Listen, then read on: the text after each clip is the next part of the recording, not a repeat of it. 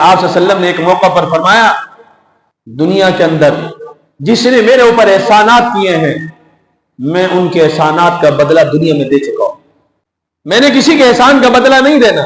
ہاں، دو شخص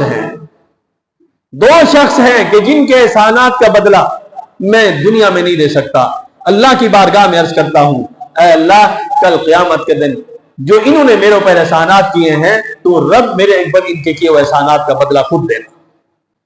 فرمایا کہ ایک کا نام ابو بکر صدیق ہے اور دوسرے کا نام سیدہ خدیجہ الکبریٰ ہے۔ ابو بکر بھی وہ ہے کہ جب آپ صلی اللہ علیہ وسلم اس کلمے کو لے کے آئے تو سب سے پہلے جس نے قبول کیا وہ ابو بکر، اور جس نے اپنا سب کچھ آپ صلی اللہ علیہ وسلم پہ لٹا دیا، کوئی چیز نہیں رکھی، کوئی چیز نہیں چھوڑی۔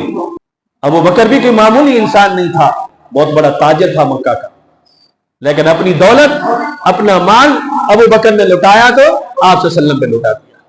اسی طرح سیدہ خدیجہ الکبریٰ رضی اللہ تعالیٰ عنہ، وہ بھی مال کے اعتبار سے، دولت کے اعتبار سے کوئی معمولی خاتون نہیں تھی، خاندانی اعتبار سے ان کے پاس مال تھا، تجارت کرتی تھی، لیکن انہوں نے اپنا سارا مال رحمت دو عالم صلی اللہ علیہ وسلم پہ لٹا دیا۔